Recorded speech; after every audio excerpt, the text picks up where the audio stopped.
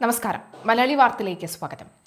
തമിഴ്നാട് മുഖ്യമന്ത്രിയായ വിജയ് കഴിഞ്ഞ ദിവസത്തെ വി.ഡി. സതീശൻ സത്യപ്രതിജ്ഞയ്ക്ക് എത്തുമെന്നായിരുന്നു ആദ്യം വാർത്ത കേട്ടത്. എന്നാൽ പിന്നീട് എത്തില്ല എന്നുള്ള വിവരം വന്നിരുന്നു.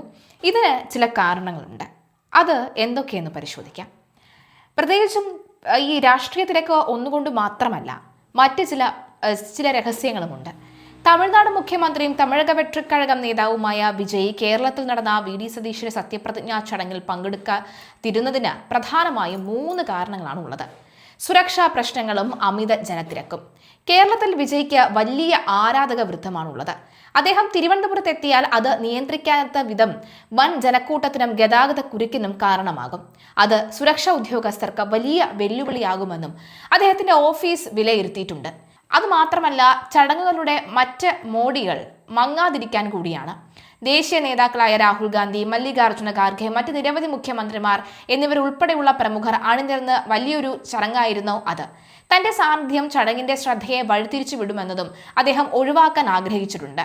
ഭരണപരമായ തിരക്കുകൾ.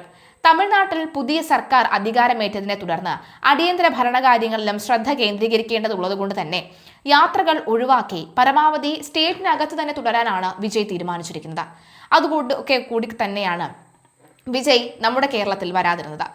ആലോചിച്ച് നോക്കൂ, 15,000 പേർ മാത്രം പങ്കെടുക്കുമെന്ന് കരുതിയിരുന്ന ആ വലിയ സത്യപ്രതിജ്ഞാ ചടങ്ങിൽ 60,000-ഓളം അധികം ആളുകളാണ് കഴിഞ്ഞ ദിവസം മാത്രം പങ്കെടുത്തത്.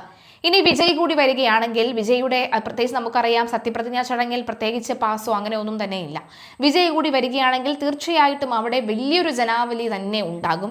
അതുകൊണ്ട് തന്നെയാണ് കൂടുതൽ ആളുകൾ, നമുക്കറിയാം ഇതിനു മുൻപും വിജയുടെ തെരഞ്ഞെടുപ്പ് റാലിയിലൊക്കെ തന്നെ വലിയ തെക്കും തിരക്കും ഉണ്ടായ ജനങ്ങൾ മരിക്കുന്ന ഒരു സാഹചര്യം ഉണ്ടാകുന്നു. അത്തരമൊരു രീതി ഇവിടെ ആവർത്തിക്കേണ്ട എന്നുകൂടി കരുതിക്കൊണ്ടാണ് ആ 3 കാരണങ്ങൾ കൊണ്ട് വിജയ് വരാതിരുന്നത് എന്നാണ് വിവരങ്ങൾ വരുന്നത്. എന്തായാലും കോൺഗ്രസ് നേതൃത്വവുമായുള്ള സൗഹൃദം നിലനിർത്തുന്ന വിജയ് ഉടൻ തന്നെ നേരിട്ടെത്തി പുതിയ മന്ത്രിസഭയ്ക്ക് ആശംസകൾ അറിയിക്കുമെന്നും റിപ്പോർട്ടുകൾ വരുന്നുണ്ട്. അതേസമയം ഈ വി.ഡി. സതീശൻ സർക്കാരിന്റെ സത്യപ്രതിജ്ഞാ ചടങ്ങിൽ നിന്ന് തമിഴ്നാട് മുഖ്യമന്ത്രിയും തമിഴക വെട്രിക്കഴകം നേതാവുമായിട്ടുള്ള ജോസഫ് വിജയ് വിട്ടുനിന്നത് രാഷ്ട്രീയ വൃത്തങ്ങളിൽ വലിയ ചർച്ചയായിട്ടുണ്ട് എന്നും പറയുന്നുണ്ട്. കോൺഗ്രസ് നേതൃത്വത്തിലുള്ള UDFന്റെ സുപ്രധാന ചടങ്ങിൽ നിന്നും അവസാന നിമിഷം വിജയ് പിന്മാറിയതിന് പിന്നിൽ രാഷ്ട്രീയ ഭയമാണോ എന്ന ഗുരുതര ആരോപണമാണ് ഉയരുന്നത്. DMK രംഗത്തെത്തിക്കഴിഞ്ഞിട്ടുണ്ട്.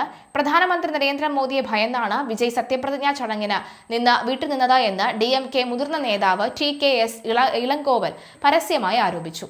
വിജയ് അവസാന നിമിഷമാണ് തന്റെ കേരള യാത്ര റദ്ദാക്കിയത്. ഈ മാസം 22-ന് വിജയ് പ്രധാനമന്ത്രി നരേന്ദ്രമോദിയുമായി കൂടിക്കാഴ്ച നടത്തുമെന്നാണ് റിപ്പോർട്ടുകൾ. ഈ സാഹചര്യത്തിൽ മോദിയെ കാണുന്നതിന് തൊട്ടു മുൻപ് പ്രതിപക്ഷ നിരയിലെ പ്രമുഖനായ രാഹുൽ ഗാന്ധിക്കൊപ്പം ഒരേ വേദി പങ്കിടുന്നത് തന്റെ രാഷ്ട്രീയ നീക്കങ്ങൾക്ക് അപകടമാകുമെന്ന് വിജയ് ഭയന്നു. ഈ രാഷ്ട്രീയ ഭീരത്വം കൊണ്ടാണ് വിജയ് ചടങ്ങിൽ നിന്ന് മാറി നിന്നത് എന്നാണ് DMKയുടെ ആക്ഷേപം. കേരളത്തിൽ വൻ ജനപ്രീതിയുള്ള താരം ചടങ്ങിൽ പങ്കെടുക്കുമെന്ന പ്രതീക്ഷയിൽ തിരുവനന്തപുരത്തെ സത്യപ്രതിജ്ഞാ വേദിയിലേക്ക് വിജയ് ആരാധകർ വൻതോതിൽ ഒഴുകിയെത്തി എന്ന് പറയുന്നുണ്ട്. എന്നാൽ വിജയ് ആരാധകർക്ക് നേരത്തെ തന്നെയാണ് ഇത്തരത്തിൽ വിജയ് വരില്ല എന്നുള്ളൊരു അറിയിപ്പ് ലഭിച്ചിരുന്നു. വിജയ് എത്താത്തതിനെ തുടർന്ന് ആരാധകർ നിരാശരായി എന്നുള്ള വാർത്ത വരുന്നുണ്ട്. അത് പൂർണ്ണമായും തെറ്റായിട്ടുള്ളൊരു വാർത്തയാണെന്ന കാര്യത്തിൽ സംശയമില്ല.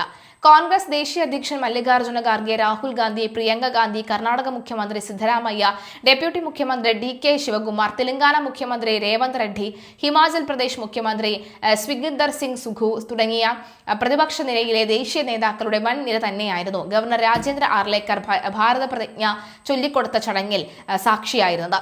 കൂടാതെ പുതിയ പ്രതിപക്ഷ നേതാവ് പിണറായി വിജയൻ, BJP സംസ്ഥാന പ്രസിഡന്റ് രാജീവ് ചന്ദ്രശേഖർ, CPM സംസ്ഥാന സെക്രട്ടറി MV ഗോവിന്ദൻ, CPI സംസ്ഥാന സെക്രട്ടറി ബിനോയ് വിശ്വം എന്നിവരും വിവിധ സാമൂഹിക മത മേലധ്യക്ഷന്മാരും ചടങ്ങിൽ സന്നിധരായിരുന്നു. തീർച്ചയായിട്ടും ഇത് റദ്ദാക്കൽ അല്ലെങ്കിൽ വേണ്ട, അതായത് ക്ഷണം നിരസിച്ച ഒരു ചടങ്ങായിരുന്നില്ല. വി.ഡി. സതീശൻ ക്ഷണിച്ച എല്ലാവരും എത്തിയ ഒരു ചടങ്ങ് തന്നെയായിരുന്നു ഇന്നലത്തെ വി.ഡി. സതീശൻ സത്യപ്രതിജ്ഞ എന്ന കാര്യത്തിൽ യാതൊരുവിധ സംശയവുമില്ല.